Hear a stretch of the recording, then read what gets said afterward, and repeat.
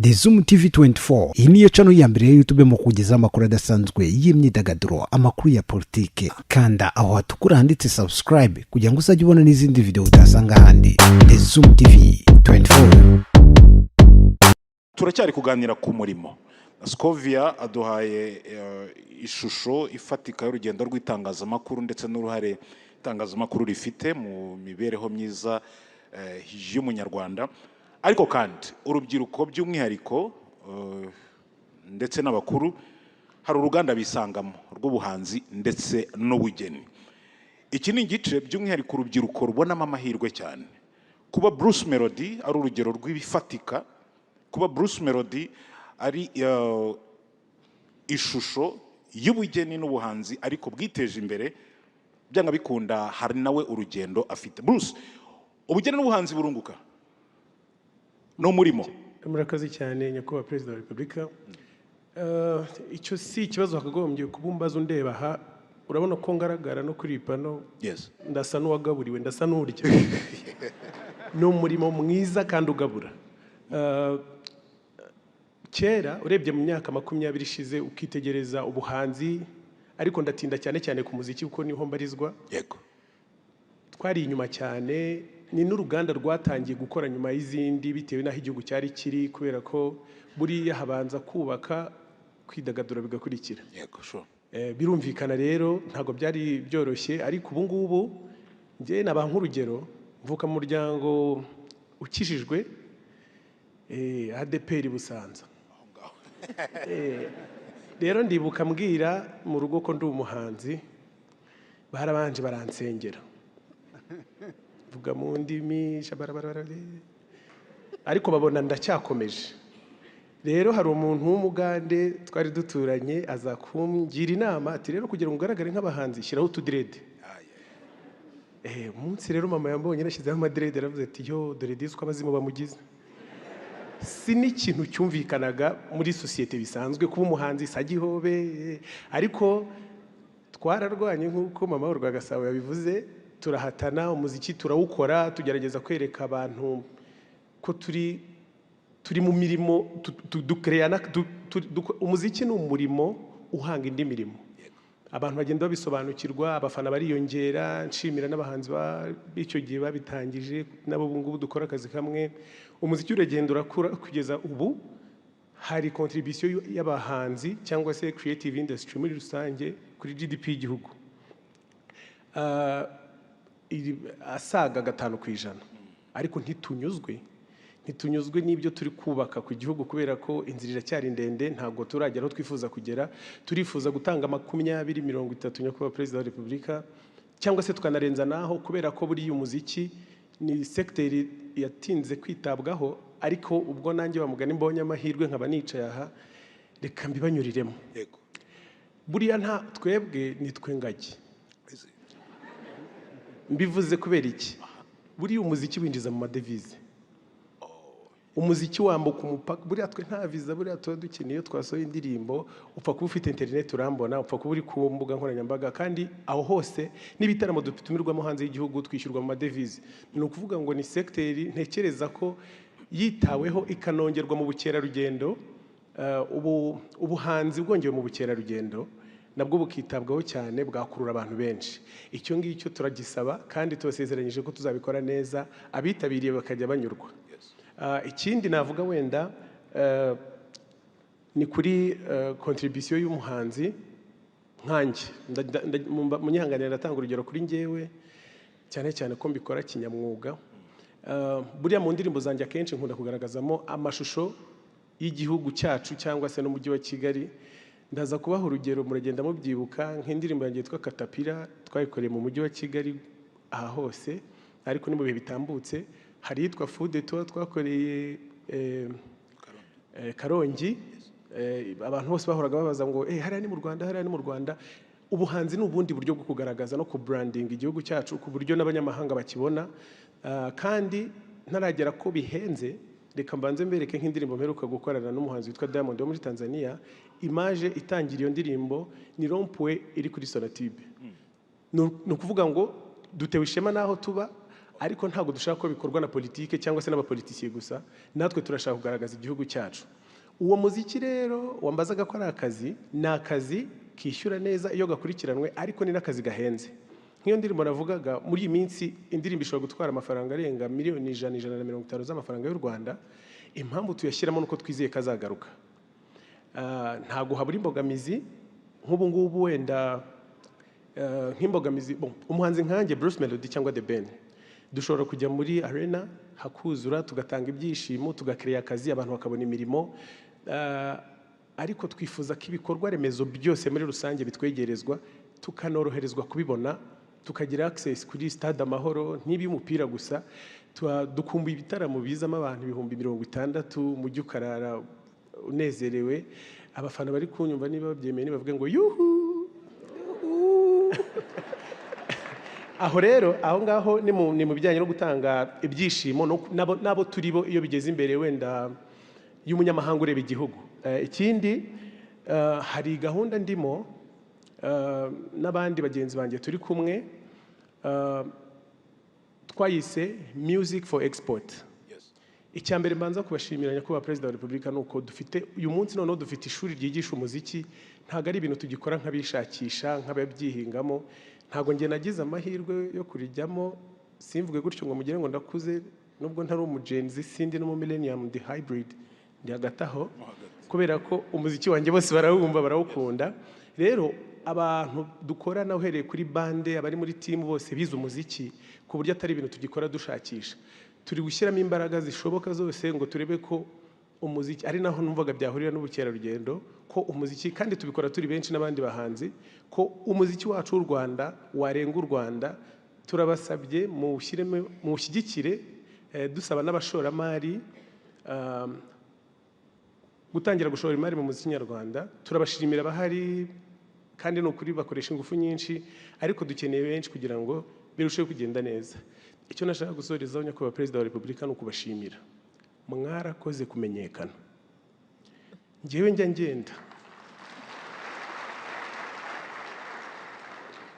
ngenda, nagize amahirwe yo gukorana indirimbo n'umuhanzi witwa Shaggy. Icyo gihe numvaga nshaka gutwara idarapo, ariko sinarinzi aho barikura. Ubwo nyine ndirukanka nshakisha abo bantu bose, nza kugira amahirwe ndaribona. Buriya ku irembo waribona, nta nubwo byari ibintu bigoye, sinagombaga no kuva mu rugo. Ndaribona ndagenda, ariko winjiraga nko mu kiganiro bakakubaza ngo uvahe. Nkavuga nti ngiye mba nitwa Bruce Melody, nturuka mu Rwanda. Ukabona umuntu atangiye, ariko iyo twongeyeho izina ryanyu ni business class, ngenda njyenyine. Birijyana, birihuta. Ubwo rero twabafatiyeho lift kandi bigira umumaro. Kandi iyo ndi gukora ibintu numva ntewe ishema naho naturutse, nta kintu na kimwe kindutira u Rwanda. Ni ukuri turabakunda cyane, mukomeze mudushyigikire. Murakoze. Arakoze cyane. Scovia, hari icyitwa views kiri aha hanze kivuze ubuhuha. Buri wese ufite YouTube arumva yabona abantu benshi bitewe n'ibyo yavuze. Ibyo kandi bituma ashobora gutanga amakuru rimwe na rimwe kuyanonosora cyangwa se kuyasubiramo bikamugora. Tubifate gute umunyarwanda ureba imbuga nkoranyambaga amenya ate ukuri na views zikenewe? Urakoze cyane nyakubahwa Perezida wa Repubulika, ndetse nawe muri umuhaye umwanya. Views ni ingenzi, abari hano ahubwo mwese muzime, n'abadukurikiye hirya no hino, kuko turazikeneye. Kuvuga uzi ko nta muntu ukumva ubundi ubugize ibyago, niyo mpamvu tuzikenera. Ariko kuba umuntu yavuga ibidahwitse, ndatanga urugero.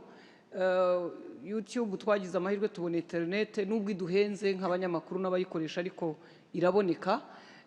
Noneho abantu barambwira bati, niba ushaka kujya kuri YouTube, nayoboraga ibiganiro kuri radio no kuri televiziyo, bati nayo nushaka kuyikoresha uvuga biri uvugira kuri radio nta muntu uzakumva. Ati baba bashaka abatukana, abarwana, bambaye ubusa, kandi ibyo bintu ntabwo byataha iwanjye. Ndavuga ariko niba navugaga kuri radio abantu bakanyumva, abantu bakeneye kumva, ntabwo abanyumvaga nimbimuriraho banyumvira barabuzwa n'iki.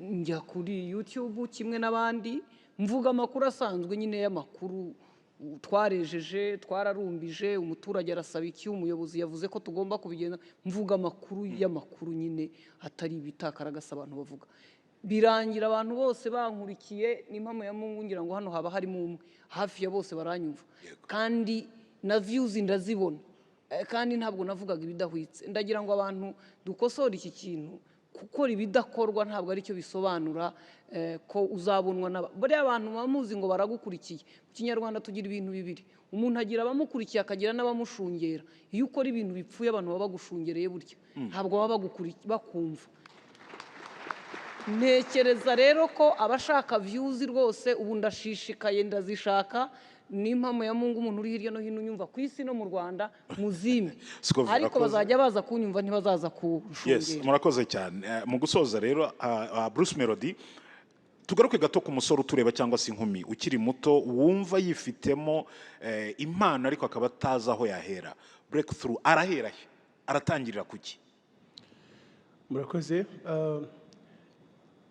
ndaza kwifashisha ingero yego datinze ntago ntinda mwabonye umusore witwa Aisha Speed heruka hano Aisha Speed yes uwakubaza ngo akora iki wansubiza ngo iki agera mu gihugu ubundi akifotora akazunguruka hano yifotora wifuza gutera imbere afite internet ufite smartphone ufite uburyo bwo kwifotora urasa neza ariko nyine niba bona ntacyo uri kubikoresha kandi ufite umwanya ufite ibyo wakerekana abantu benshi bafite umwanya wo kureba guscrollinga bakirirwa bareba bata umwanya ibyo byakakubereye umusaruro ari nacyo kinjyana ku bundi busabe yego turasaba ko leta yadufasha ikamonetiza izi mbuga nkoranyambaga zikatugira kumonetiza n'uburyo bwo gukorera amafaranga kuri izi mbuga nkoranyambaga ku bantu babikora neza kuko ababikora nabi n'ab'inzego zirabareba bose ntabwo ndi bubatindeho kuko imirimo yose ikorerwa ku mbuga nkoranyambaga ni imirimo buriya ari amavideo yose abantu bafata bira byose abantu bakora content zingana n'amafaranga nibyo mwavugaga bya views ku rubuga rwa TikTok abantu bakorera amafaranga menshi ku bindi bihugu ariko ku banyarwanda ugasanga benshi bibasaba inzira ndende cyane ni ukuvuga ngo dutira ubwene gihugu kugira ngo tube twakora ku mafaranga ari ku mbuga nkoranyambaga icyo rero ni ikibazo wenda kinatera ubushomeri cyangwa n'inzira mbona ngewe twanyuzamo urubyiruko mu gukorera amafaranga murakoze murakoze cyane mu gusoza mfite ikibazo buri wese ngiye kubaza kugira ngo Picard nuhe munyarwanda twifuza ni nacyo mwese murasubiza Picard murakoze ngiye numva umunyarwanda twifuza ari ukorana ishyaka muri byose ufite ambition kandi ufite unasaba standards ziri hejuru mu buzima bwe bwa buri munsi. Reka mbarogoye gatoya ibyo Bruce amaze kuvuga bisaba iki ntabwo nabyumvise neza. Monetization ya social media y'imbuga nkoranyambaga ikibazo rero abantu bahura nacyo mu Rwanda ni iki kuki ugomba kwita undi muntu w'ahandi kugira ngo ukore amafaranga utari umunyarwanda ikibazo ni iki niki ngo tugikemure Bruce ni ikihe kibazo gihari kuki social media hano mu Rwanda zidahinduka amafaranga uyu ni umwanya kuko n'urubyiruko hanze iki kintu kiri kuvugwa cyane murakoze nyakubahwa perezida wa repubulika kugira ngo umuntu akorere amafaranga ku mbuga nkoranyambaga hari ads publicité zinyuraho izo publicité nizo dukuramo amafaranga ni ukuvuga ngo ibigo bije kwamamaza nk'urugero nasohoye indirimbo iyo ndirimbo sinzi niba mujya mubibona iyo mugiye mu bindi bihugu iyo ugerageje nko kuyikandaho hari akavideo gato gatambuka kamamaza ukabanza ukakareba abo bantu baba bishyuye ayo niyo mafaranga aza akagaruka akagera ku wakoze iyo content hano mu Rwanda rero bisa nkaho twese turi premium bisa nkaho twese twishyuye kujya tureba tutarebye publicity izo publicity ntabwo zijye zinyuramo muri ubwo buryo rero ntabwo tubasha gukorera amafaranga uko bikwiye byakemuka bite technically yes Scovia yenda hari igitekerezo afite kuri ngingo murakoze nyakubahwa perezida wa repubulika nanjye ndi umwe mu bazikeneye cyane iki kiganiro kigeze kiba kuko ari ibintu biri tekiniko muri ICT tuza kujya mu kiganiro na minisitiri w'urubyiruko ndetse n'umukozi ukora muri minisiteri y'ikoranabuhanga hari ibyo batubwiraga biri tekiniko, niba minisita yadufasha wenda gusobanura ibiri tekiniko muri ICT ngira ngo nibyo cyadufasha, ariko kugira ngo zijyemo hari twanasabaga bakatubwira ngo Google ivuga ko itaziduha cyangwa n'abandi, kubera ko mu Rwanda wenda abantu babikoresha ari bake cyangwa ari bake ari benshi cyangwa badakunda kwamamaza, ariko tukavuga ngo leta y'u Rwanda ibidusabiye muri Google bakagira uko bavugana, kuko ubu mu Rwanda dukoresha Google Map. Niba Google Map nshobora kuyikoresha nkayobora umuntu aho ntuye ntamuyoboye ku giti cy'umwembe, ni ukuvuga ngo na ads zishobora kuza. Niba ICT badufasha mu buryo buri tekiniko badufasha. Abashinzwe IT badusobanurira. Thank you very much, Your Excellency. Nk'uko bari babivuze, ibigo nka Meta, YouTube na TikTok byose bishyiraho eligibility requirements bituma ibihugu bishobora kuba byakora platform monetization, aho abafite ibihangano bashobora kubibyaza umusaruro. Bakurikiza ibintu bitatu. Icya mbere ni regulatory compliance, kandi ibyo twarabyujuje, nibyo bareba data protection, intellectual property na taxation, ibyo turabyujuje nk'igihugu. Icya kabiri bareba, nk'uko Bruce Melody yarabivuze, ni volume of advertisements. Ni ukuvuga ngo dufite abantu benshi bashobora kuba bakwadvertisinga kuri izi mbuga nkoranyambaga, bikadufasha bikadufasha kugira ngo uko tuzamura iyo volume ya advertisement, n'aba local content creators bagire percentage bashobora kubonaho, ari naho ngira ngo tukiri hasi kuri izo volumes. Ngira ngo ntanze urugero, biba bisaba nibura hagati ya igice cya miliyoni na miliyoni y'amadolari ku kwezi in terms of volumes of advertisement, kugira ngo igihugu gishobore kuba cyaba eligible. Icya gatatu ni payment infrastructure, ishobora gutuma ya mafaranga babonye bashobora kubona kuri izo mbuga nkoranyambaga ashobora kuba yabageraho, kandi ibyo turabifite. Ari ibyo bigo byose nk'uko nabivuze twavuganye nabyo, ni ukuvuga ngo hariho ibintu bibiri aho batubwira ati turimo turabikora, bagenda banashyiraho ibihugu bitandukanye babyongera mu mubare w'ibihugu biri eligible, ariko bikanasaba ko natwe twashyiramo imbaraga kugira ngo the volumes of advertisement coming from our private sector and companies ishobore kuba yazamuka kugira ngo tube eligible. Murakoze. Yes, ku bitureba twakora rero specifically ni ibihe? Hari ibyo bireba abo bandi Google n'abandi, hari byaba bitureba, ni ibiki tudakora twakora kugira ngo kuva twatangira kuganira nabo ibitureba twarabikoze, ari izo regulatory compliance zabayeho, ngira ngo dushyiraho na ririya tegeko rya data protection n'ibijyanye na intellectual property, ibyo byose birahari. Payment infrastructure zirahari, ubu ngira ngo ahasigaye hakeneye ko twashobora kuba twabyaza umusaruro izo mbuga nkoranyambaga, no kuzamura iyo advertisement base. Murakoze cyane. Twayizamura duteze.